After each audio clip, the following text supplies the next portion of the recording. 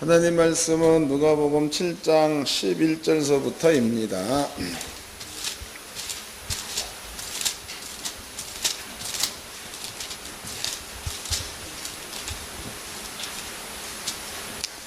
누가복음 7장 11절서부터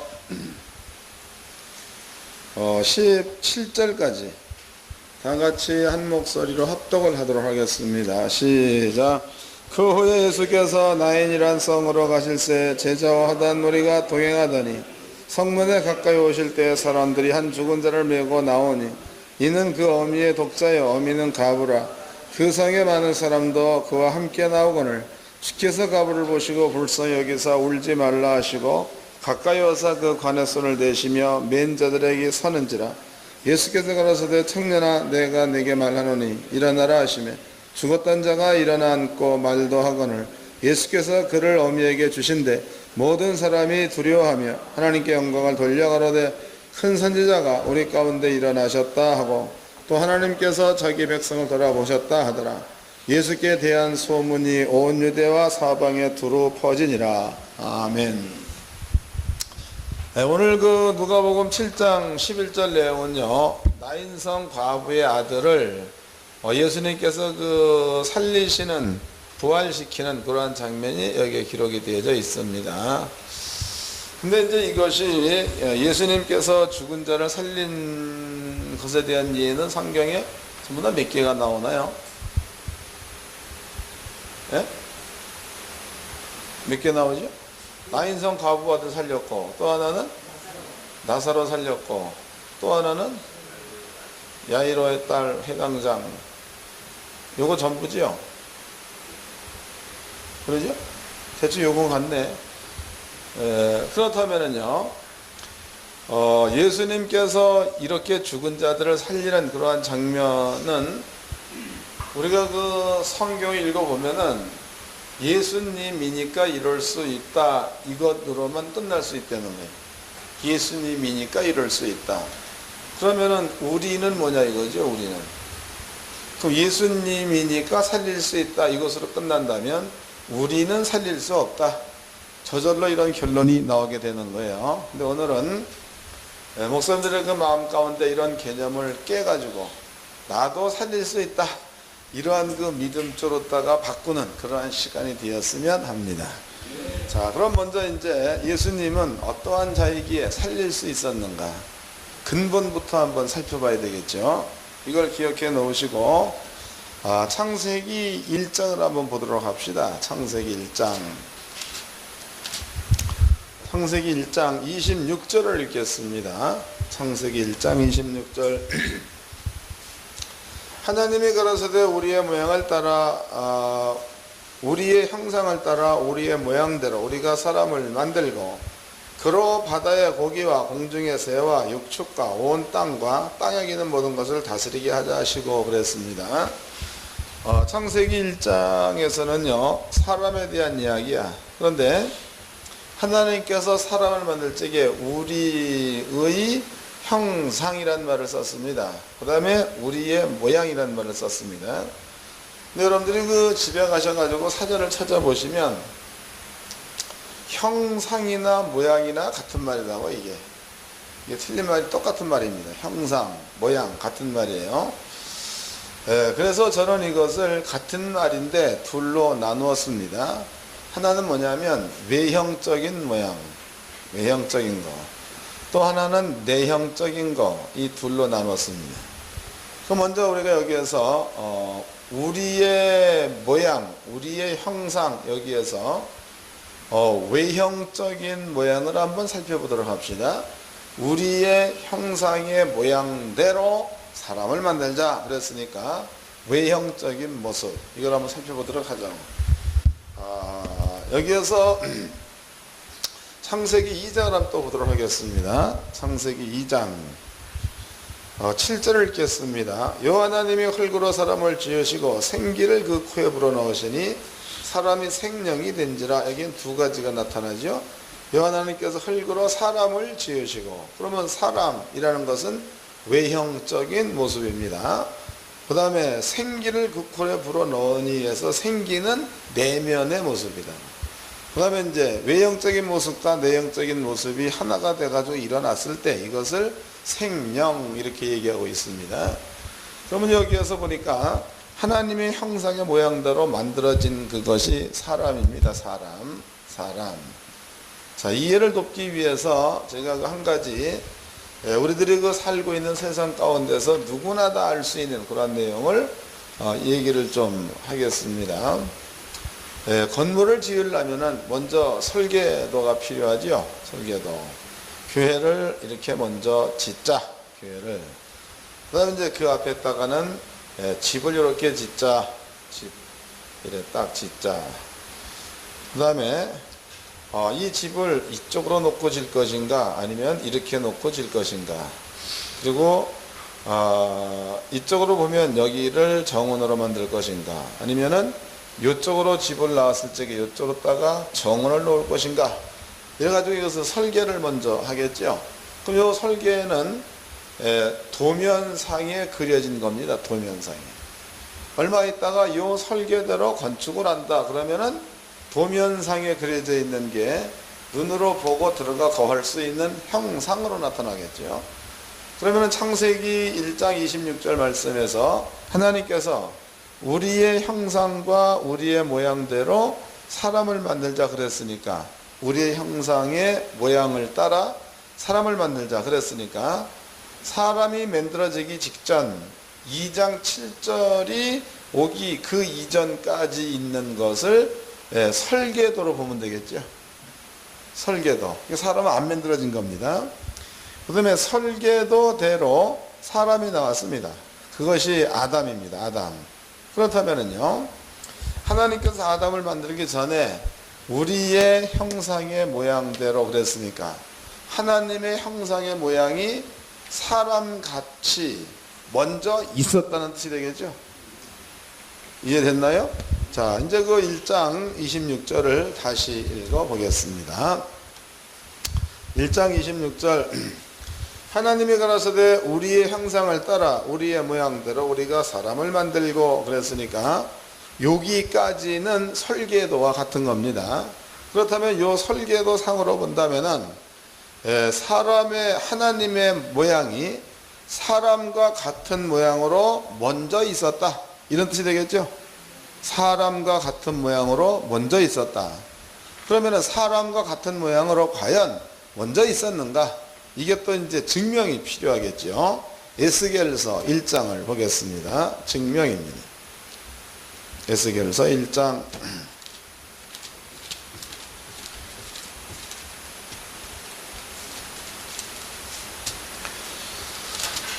에스겔서 1장 26절을 읽겠습니다. 1장 26절 그 머리 위에 있는 궁창 위에 보좌의 형상이 있는데 그 모양이 남보석 같고 그 보좌의 형상 위에 한 형상이 있어 사람의 모양 같더라 그랬단 말이에요. 하나님의 보좌 위에 앉아있는 자가 사람의 모양을 한 자가 앉아 있었다. 이런 뜻이 되겠죠. 맞아요? 다시 읽겠습니다. 26절 그 머리 위에 있는 궁창 위에 보좌의 형상이 있는데 그 모양이 남보석 같고 그 보좌의 형상 위에 한 형상이 있어 사람의 모양 같더라 그랬단 말이에요. 이게 사람의 모양 같다. 그러면 지금 이것은요 하나님 보좌 위에 앉아있는 모양을 하나님의 보좌 위에 앉아있는 그 모양을 지금 그 에스겔이라는 자가 봤습니다. 봤더니 그 모양이 사람의 모양 같았다라고 얘기한단 말이에요. 사람의 모양.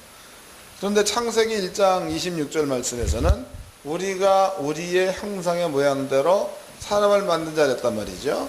그럼 하나님의 보좌 위에 앉아있는 하나님의 형상의 모양은 사람과 똑같은 모양을 한 자가 앉아 있었다.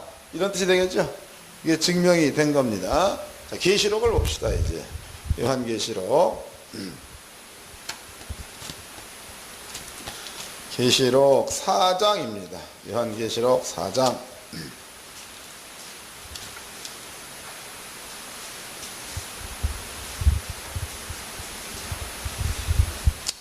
4장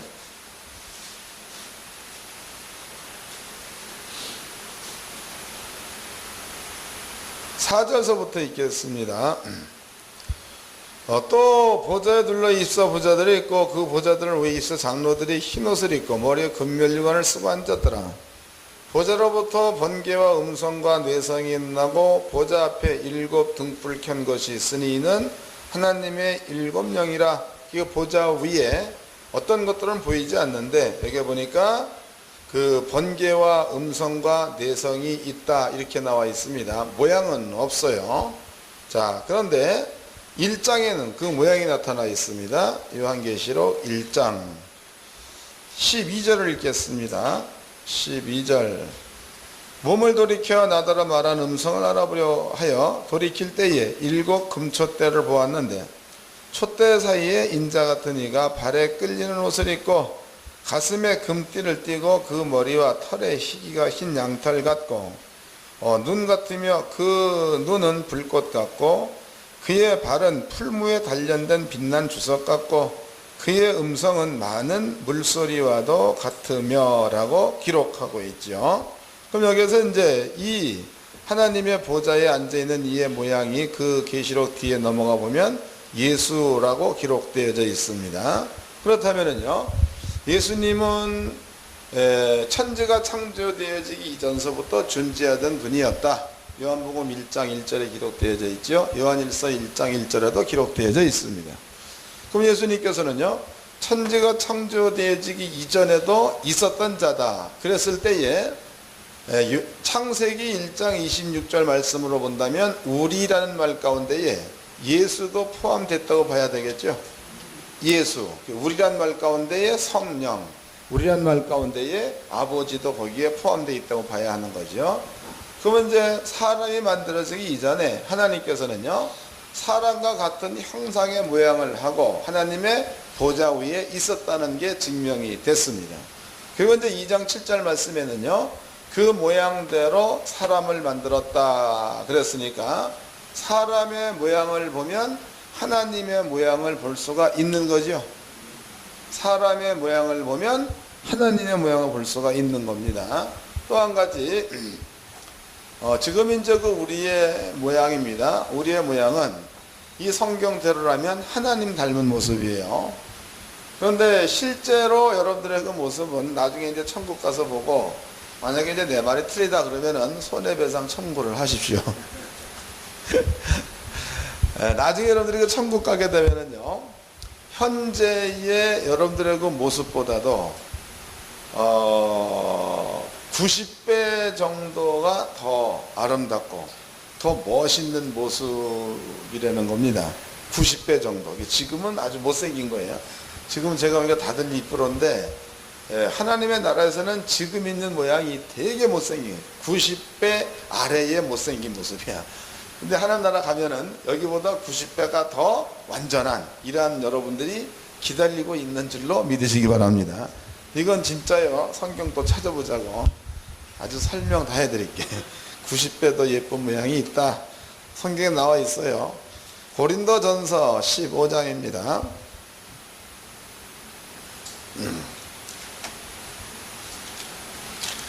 고린도전서 15장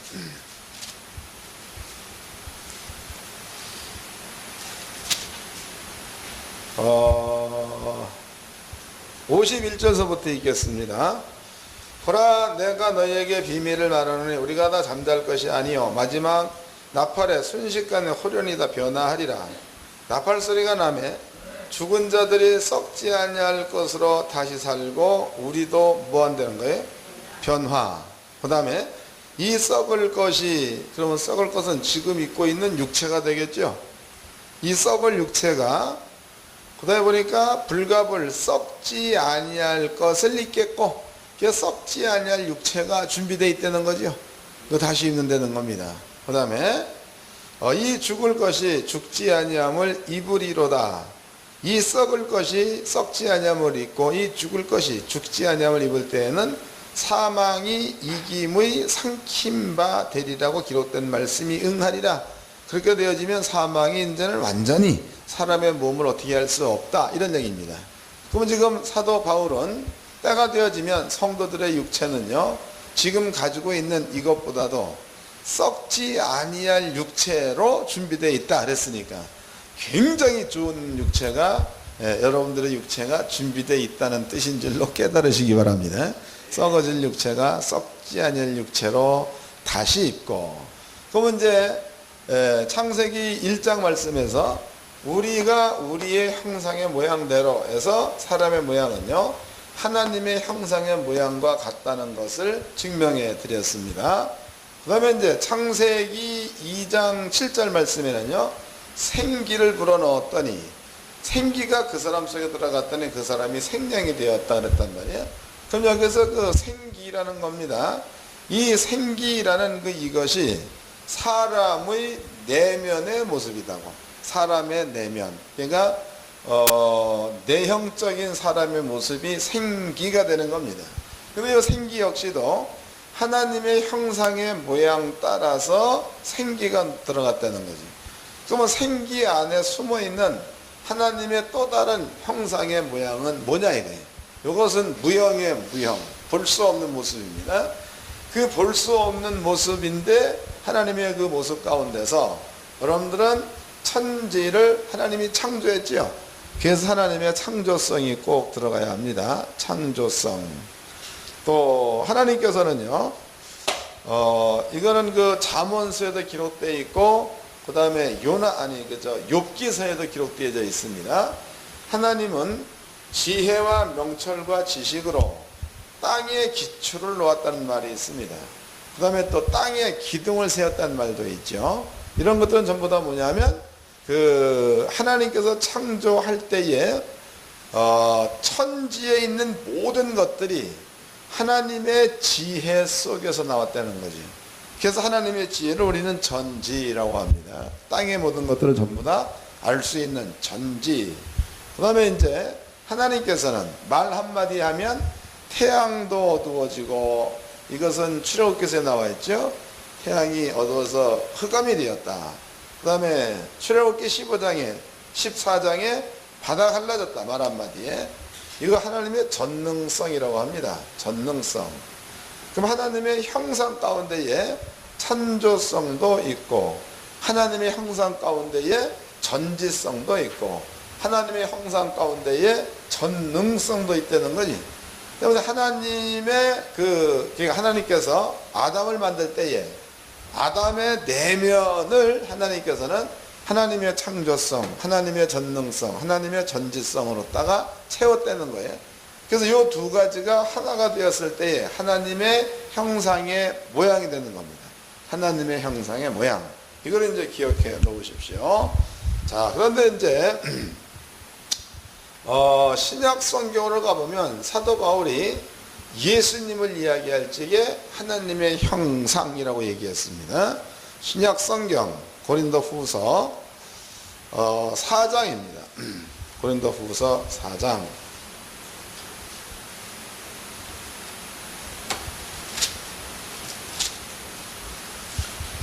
고린도후서 4장 4절서부터 읽겠습니다. 4장 4절. 그 중에 이 세상 신이 믿지 아니한 자들의 마음을 혼미케 하여 그리스도의 영광의 복음의 광채가 비치지 못하게 하매니 그리스도는 하나님의 형상이니라. 예수님은 하나님의 형상이다 그랬단 말이에요.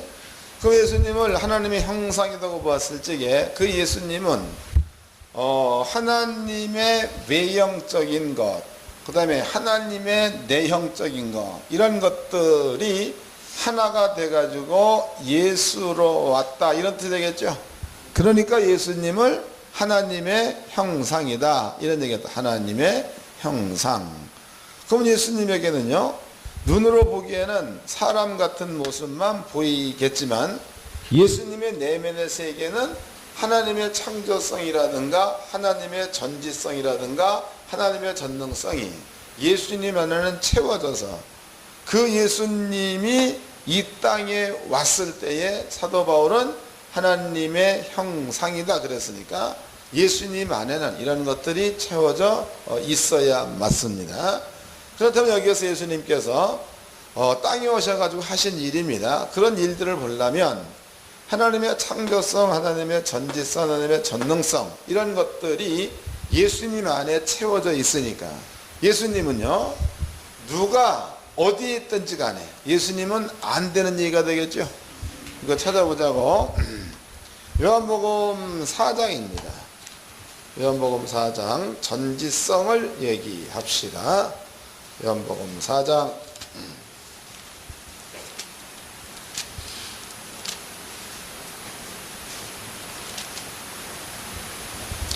3장이네. 3장. 요한복음 3장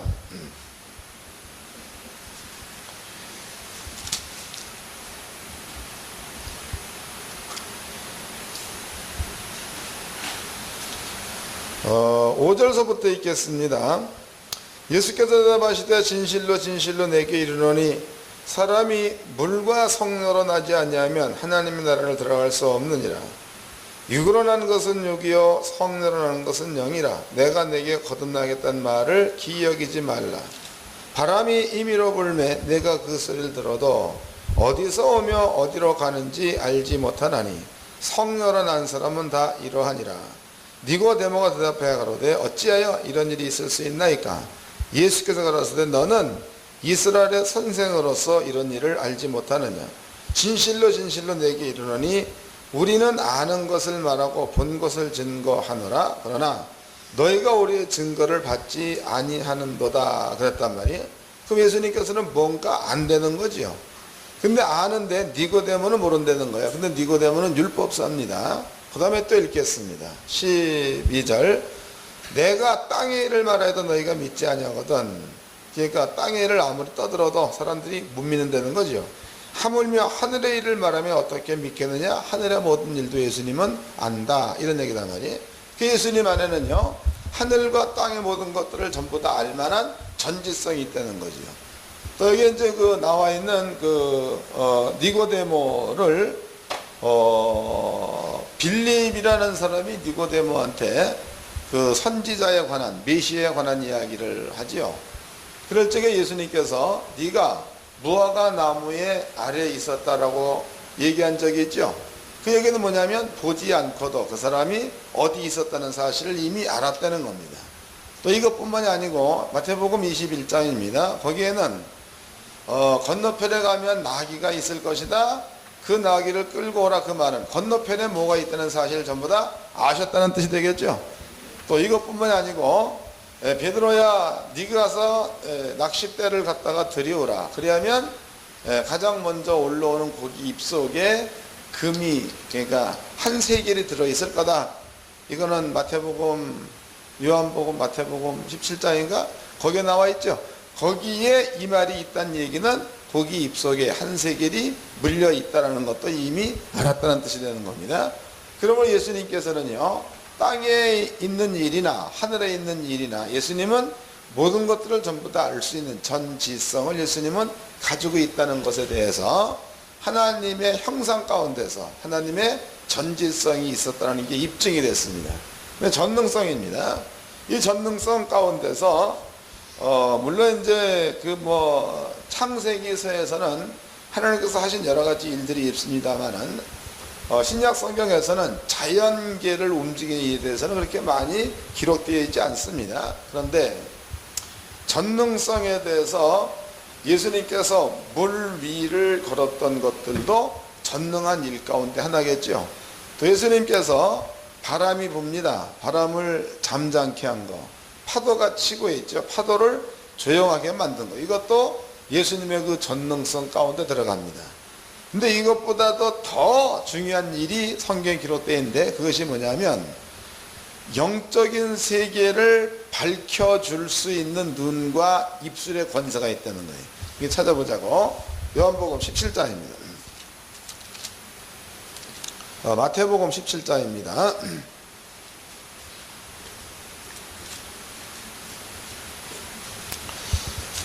17장 1절 읽겠습니다. 엿새 후에 예수께서 베드로와 야고보와 그 형제 요한을 데리고 따로 높은 산에 올라가셨더니 저희 앞에서 변형되사 그 얼굴이 해같이 빛나며 옷이 빛과 같이 휘어졌더라. 이것은 영적인 세계와 육적인 세계를 예수님은 자유자재로 움직일 수 있는 그런 힘이 있다는 얘기가 되겠죠. 눈으로 보기에는 사람과 똑같은 거예요. 근데 주님께서 마음만 먹어가지고 그래서 자기를 변형시키니까 땅에서 빨래하는 사람들의 능력으로 그 옷을 희게할 수 없을 만큼 흰 옷, 빛나는 옷, 이런 옷을 입은 자로 변모되었다라고 나와 있습니다.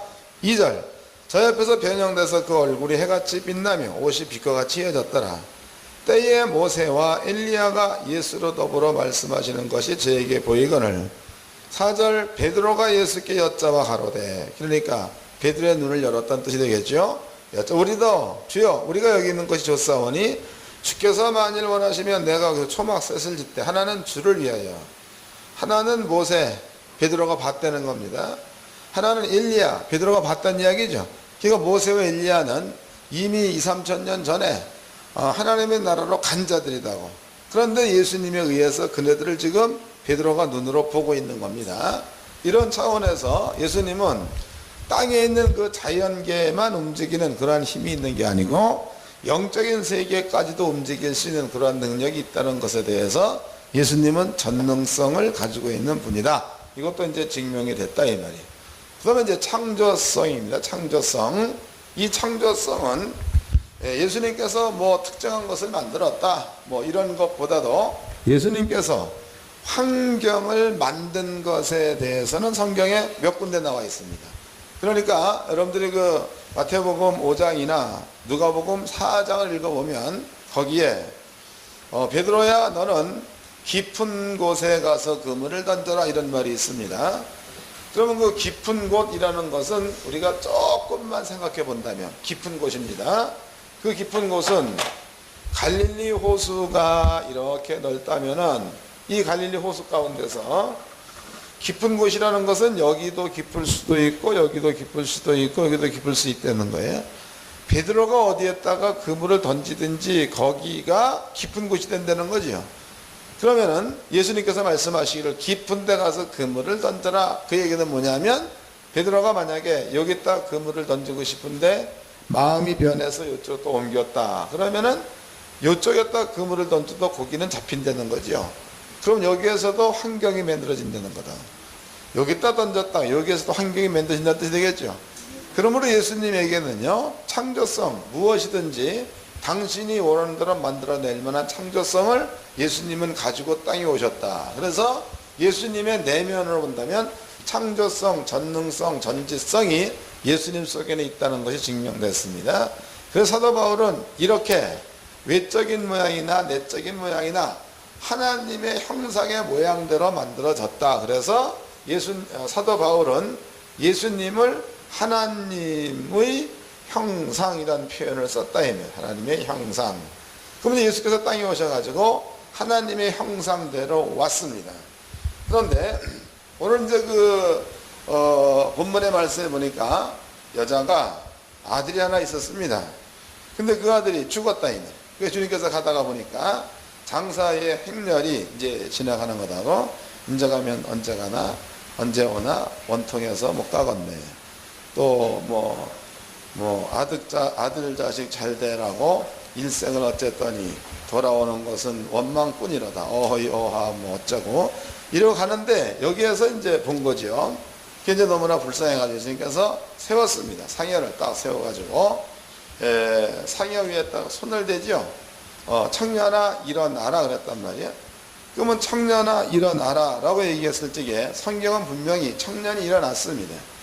그러면 그 청년이 일어났을 때에 그걸 우리가 그냥 단순하게 본다면은 예수님의 외면 이것보다도 예수님의 내면, 창조성, 지혜, 전능성 이런 것들이 그 청년을 부활시켰다고 봐야 맞겠죠. 이게 부활시킨 거다고. 예수의 외형이 아니고 예수님의 내면의 세계, 하나님의 형상의 모양 이런 것들이 그 청년을 부활시켰다고 봐야 합니다. 그러면 이제 예수님이 청년을 이렇게 세울 만한 그런 그 이유, 근본 여기에 대해서 설명해 드렸습니다. 그다음에 이제 그렇다면 우리가 만약에 예수님과 똑같이 돼버린다면, 그렇다면 우리에게도 그럴 수 있겠죠. 우리가 하나님의 형상의 모양대로 만들어졌으면 그러면은 우리도 예수님처럼 사람을 살릴 수가 있다는 뜻이 되는 겁니다. 자, 이제 성경을 찾아보도록 합시다. 자, 먼저 요한복음 3장입니다. 요한복음 3장 깨닫고 꼭 믿으시기를 바랍니다. 요한복음 3장 3절 읽겠습니다. 예수께서 대답하여 가라사대 진실로 진실로 내게 이르노니 사람이 거듭나지 아니하면 하나님 나라를 볼 수 없느니라. 거듭남을 얘기합니다. 그러면 지금 예수를 믿게 되어지면 사람들이 다시 태어난다는 거죠. 다시 예전에 있었던 그런 모습에서 다시 태어나는 겁니다. 다시. 근데 다시 태어날 때에 쓰고 있는 용어가 물과 성령이라는 말을 썼다는 거예요.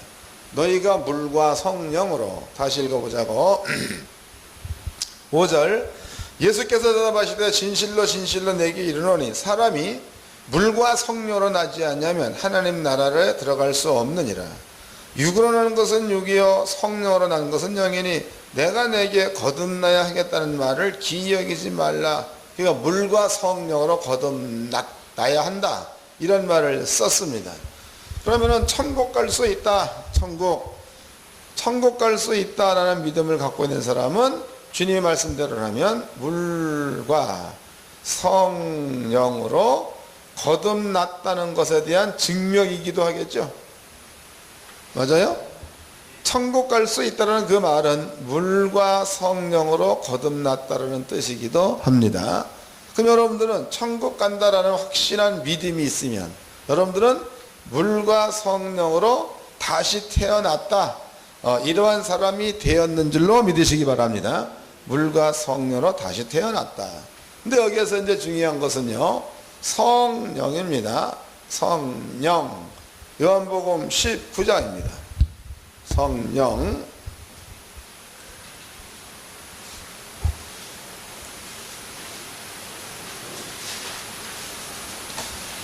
요한복음 19장 20장이네. 20장. 요한복음 20장 20절서부터 읽겠습니다. 이 말씀을 하시고 손과 옆구리를 보이시니 제자들이 주를 보고 기뻐하더라. 예수께서 또 가라사대 너희에게 평강이 있을지어다. 아버지께서 나를 보내신 것 같이 나도 너희를 보내노라. 아버지가 예수를 보내신 것과 똑같이 그 얘기는 뭡니까? 하나님의 형상의 모양대로 예수를 세상에 보낸 것처럼 나도 너희를 하나님의 형상의 모양대로 세상에 보내마. 이런 얘기죠. 다시 읽겠습니다. 21절 예수께서 또 가라사대 너희에게 평강이 있을지어다. 아버지께서 나를 보내신 것 같이 나도 너희를 보내노라. 이 말씀을 하시고 저희를 향하여 숨을 내쉬며 가라사대 성령을 받으라 그랬단 말이에요. 그럼 성령을 받게 되어지면 그러면 그 사람은 하나님께서 예수를 보낸 것처럼 예수님께서도 우리를 보낸다 그랬으니까 성령을 받게 되어지면 하나님의 형상의 모양대로 거듭나게 되는 거겠죠. 믿습니까? 자, 그 다음에 이제 고린도 후서 3장입니다. 3장.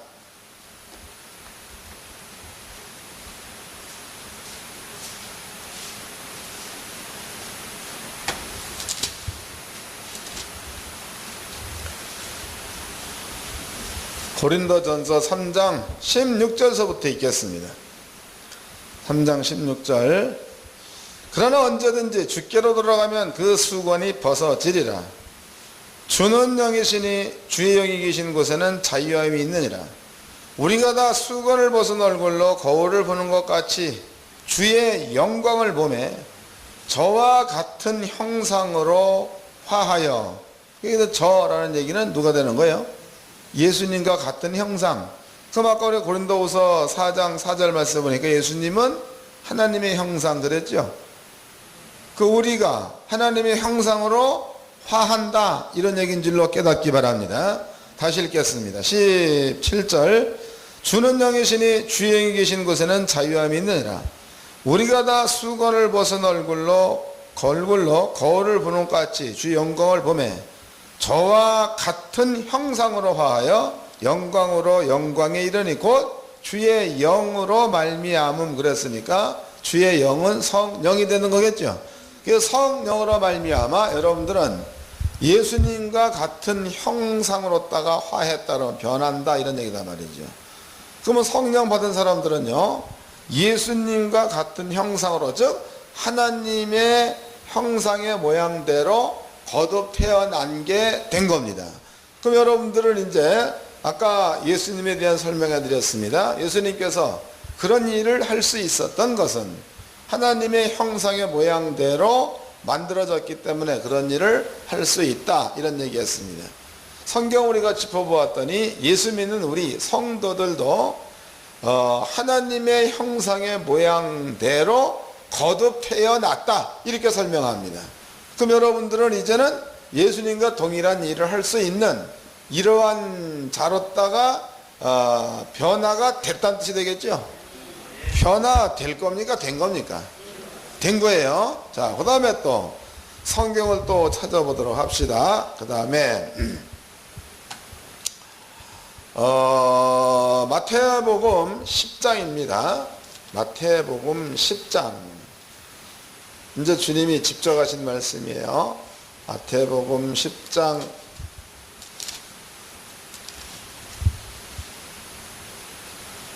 1절서부터 읽겠습니다. 10장 1절. 예수께서 그 12제자를 부르사 더러운 귀신을 쫓아내며 모든 병과 모든 약한 것을 고치는 권능을 주시니라. 그 다음에 7절. 가면서 전파에 말하되 천국이 가까웠다 하고 병든 자를 고치며 죽은 자를 살리며. 그럼 12제자한테 예수님께서 권능 주니까 12제자들한테 죽은 자를 살릴 수 있는 능력이 왔다는 뜻이 되겠죠. 다시 읽겠습니다. 8절. 병든 자를 고치며 죽은 자를 살리며 문둥이를 깨끗게 하며 귀신을 쫓아내되 너희가 거저 받았으니 거저 주어라 그랬습니다. 그럼 여기 보니까 거듭난 자, 하나님의 형상대로 태어난 자, 이러한 자한테는 분명코 예수님께서 죽은 자여 죽은 자를 살리고 라는 말을 했다는 거죠. 그럼 예수를 믿는 자들에게는 예수님께서 죽은 자를 살리고 이 말을 줬으니까 죽은 자를 살릴 수 있는 능력을 이미 예수님은 줬다는 뜻이 되는 거예요. 그 초대교회 사도들이에요. 사도들은요 실제적으로 죽은 자들을 살린 일이 있습니다. 그 죽은 자를 살린 일은 첫 번째는 베드로가 살렸죠. 그 베드로 살린 여자 이름이 뭐예요? 다비다. 예? 텅텅 빈 사람을 하나 살렸죠. 다비다를 살렸습니다. 그 다음에 또 살린 사람이 누가 있죠? 사도 바울이죠. 바울이 열심으로 복음을 증거할 적에 어떤 청년이 찬무에 걸탄에서 졸다가 떨어져서 떠났죠. 영혼이. 그러니까 사도 바울의 얘기는 잔다 풀풀. 그래서 설교를 전부 다 끝나고 난 다음에 청년을 살려내고 있죠. 예. 사도 바울도 그런 일을 했습니다. 그러면 이제 성경적으로 본다면 하나님의 형상의 모양대로 거듭 태어난 제자들은 죽은 자를 살리고 해서 이 일을 했다 이 말이에요. 그러면 사도시대에 이런 일을 했다면 오늘날 우리도 이런 일을 할 수가 있겠죠. 있습니까? 여러분들은 죽은 자를 살리시기를 바랍니다. 자, 그 다음에 이제 죽은 자를 살릴 수 있는 방법이야. 이거를 또 설명해 드리겠습니다. 죽은 자를 살릴 수 있는 방법. 그래서 연구원 목사님들 가운데서 죽은 사람을 꼭 좀 살려낸 사람들이 좀 있으시기를 바랍니다. 자, 이제 죽은 자를 살리는 방법을 설명해 드리도록 하겠습니다. 여기 오니까 별것 다 배우지요.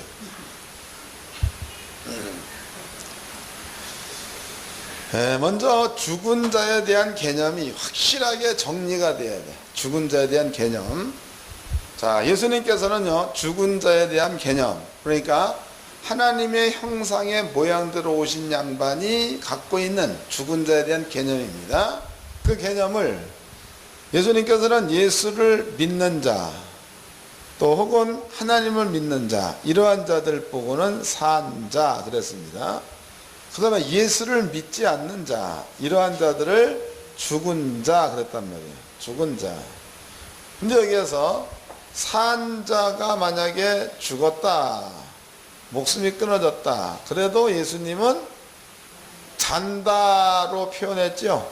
그 얘기는 산자다 그런 뜻이라고. 산자다. 그 다음에 이제 실제로 살아있는 자입니다. 실제로 살아있는 자들도 예수님은 산자로 표현을 했습니다.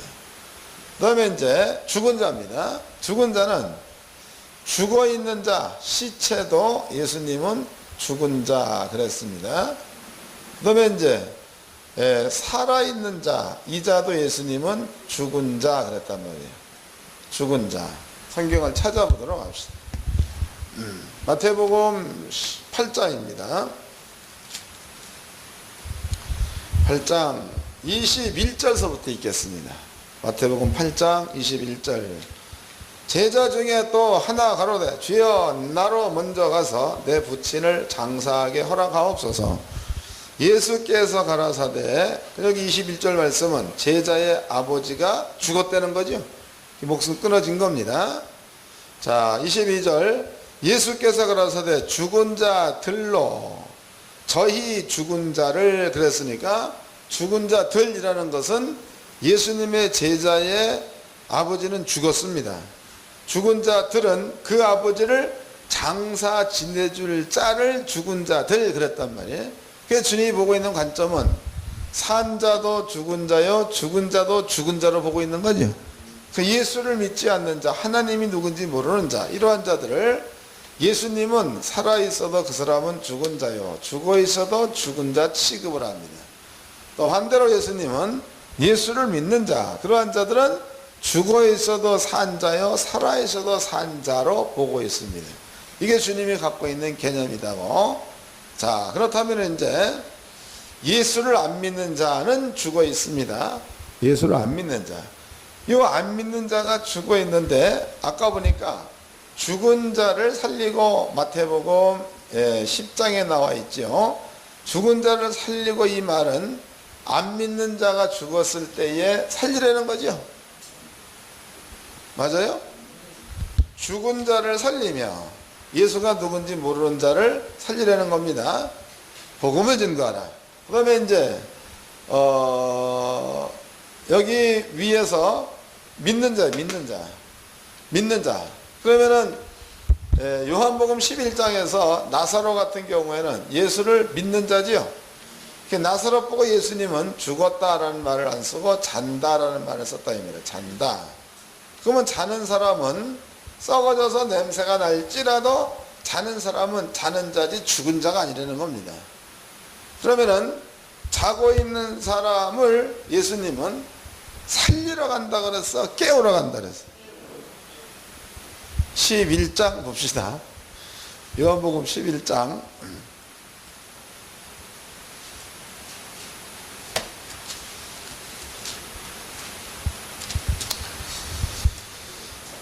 요한복음 11장 10절서부터 읽겠습니다. 밤에 다니면 빛이 그 사람 안에 없는 거로 실족하느니라. 이 말씀을 하신 후에 또 가라사대 우리 친구 나사로가 잠들었도다. 그러나 내가 뭐로 간대? 깨우러 가노라. 깨우러 가노라. 그럼 여기를 봅시다. 이제 지금 예수님이 갖고 있는 생각입니다. 그 생각은 두 가지. 산 자는, 예수를 믿는 자는 죽어도 산 자요, 살아도 산 자입니다. 죽은 자는, 예수를 안 믿는 자는 죽어도 죽은 자, 살아도 죽은 자다 이 말이에요. 그 예수님은 살아있는 자입니다. 살아있는 자. 그럼 살아있는 그 예수님께서 예수를 믿는 자가 목숨이 끊어졌어요. 잔다 이 말이에요. 그러면 거기에 대한 그 확실한 개념이 정리만 딱 떼어져 있으면 예수님이 볼 적에 나사로는 죽은 걸로 보는 거예요? 자는 걸로 보는 거예요? 자는 걸로 보니까 가서 깨우면 일어나겠죠. 깨우면 일어나는 거예요. 그 우리가 예수를 믿는 믿음을 가지고 있습니다. 우리 산자다 이 말이에요. 그런데 만약에 이제 교회에서 성도 가운데서 한 잊기 전에 떨어진 자가 있다고 쳐보자. 한 10대살 먹은 놈이 죽었습니다. 근데 그 아이가 성령 받은 것만큼은 틀림이 없다고. 그러면 그 아이를 예수님이 본다면은 산자로 보겠습니까? 죽은 자로 보겠습니까? 산자지만 자는 걸로 보겠죠. 주님은 그렇게 봤습니다. 그 우리도 하나님의 형상으로 거듭난 자니까, 하나님의 형상의 모양대로 거듭난 자가 되는 거니까, 그 우리에게도 예수님은 그러한 능력을 줬습니다. 그러면은 우리 마음 가운데에 여러분께 설명해 드린 산자와 죽은 자에 대한 개념이 확실하게만 정리되어져서 믿음을 그렇게만 갖고 있다면, 만약에 15살 먹은 아이가 있기 전에 떨어졌다고 치자고, 그러면 가가지고 깨우면 되겠죠. 왜 대답들을 안 하셔? 가서 깨우면 되네. 깨우는 거. 예수님처럼 내가 깨우러 가노라. 그래서 깨우면 되는 거예요. 그러면 죽은 자 살리기가 어렵습니까? 쉽습니까? 성경은 엄청 쉽잖아. 깨우면 되니까. 예? 그러니까 죽은 자한테 가가지고 성령 받은 게 틀림이 없다면 깨우세요. 일어나라. 예수 이름으로 명하노니 일어나라. 깨우시라며. 그럼 아이가 일어날 줄로 믿습니다. 자, 성경을 찾아보도록 합시다. 사도행전.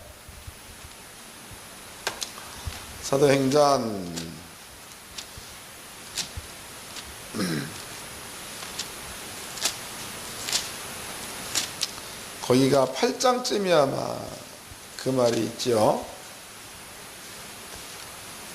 9장이네, 9장. 40절 읽겠습니다. 40절.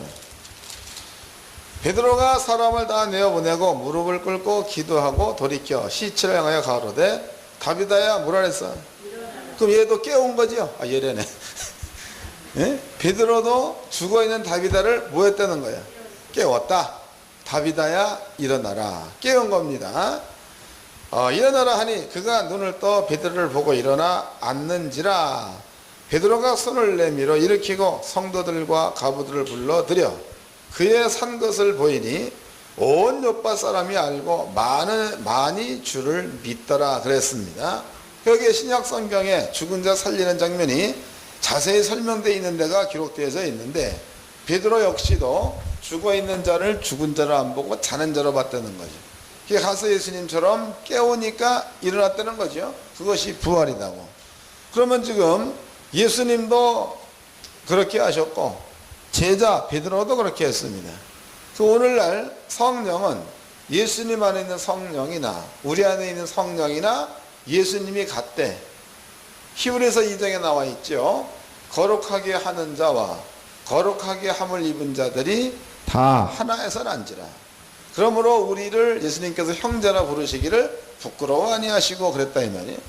여러분들이 교회에서 만약에 사람들이 죽었다 그러면 여럿이 다 데려가가지고 내가 깨우겠다 그래서 안 일어나면 조금 창피하니까 베드로처럼 다 내보내고 다시 읽어보자고.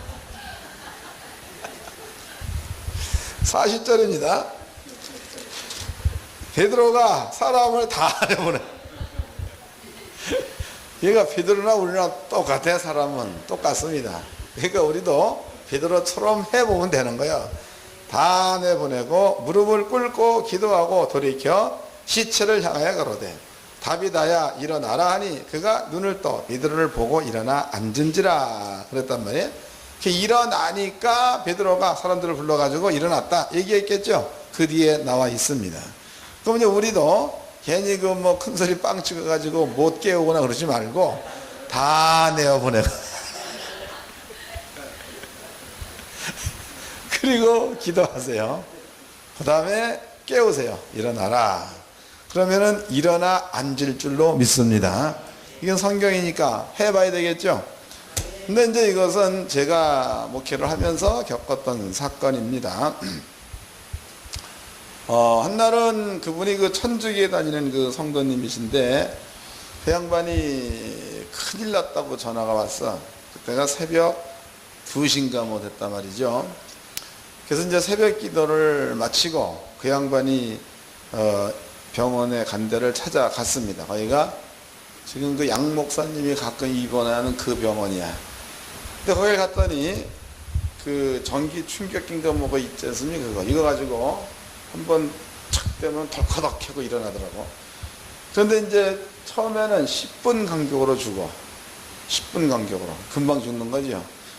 근데 내가 갔을 적에 이제 거의 영혼이 떠나가지고 깨어내면 좀 있다가 또 죽는 거예요. 깨어내면 또 죽는 거예요. 그래서 이제 내가 막 가니까 이거를 막 됐을 때요. 그럼 이제 의사는 잠시 숨을 돌리고 있는 거죠. 그래서 이제 우리 그 오집사랑 둘이 가가지고 손 얹고 기도했어. 예수 이름으로 명하노라. 더러운 귀신은 떠날지어다 그랬단 말이에요. 그 뒤로 살아났단 말이죠. 근데 신기한 게 그 사건이 있고 난 그 다음에 그 집안 식구 전체가 교회를 다 와버렸어요. 재미있는 사건이죠. 성경과 똑같습니다. 그러니까 목사님들도 여기 사는 그 이야기는 성경을 근거로 해서 하는 이야기지 내 간증하는 얘기가 아니지 않습니까? 가서 이것은 믿고 해보면 기적이 일어날 줄로 믿습니다. 그런데 산자는 깨우기가 쉽다고. 산자는 깨우기가 쉽죠. 죽은 자가 문제인지 죽어 있어서 죽은 자 이게 문제단 말이죠. 이것은 난도 안 해봤는데 주님의 말씀대로라면 당신이 갖고 계신 하나님의 형상의 권능을 믿고 그냥 일으켜 세면 되겠죠. 일어나라고 하면 되는 거요. 예수 이름으로 살아날지어다 하면 되겠죠. 그렇게 해가지고 죽은 자를 살리며 이 말을 이루어내시기를 주의 이름으로 축원합니다. 그래서 여러분들 앞에 이제 죽은 자 살리는 법도 가르쳐 드렸습니다. 안 믿고 죽은 자는 내가 안 해봐서 몰라. 근데 믿고 죽은 자는 하면 됩니다. 믿은 거지 하면 된다는 거죠. 그래서 꼭 그렇게 하셔가지고 기적을 보여주며 복음을 증거할 수 있는 능력자들이 되기를 주의 이름으로 축원합니다.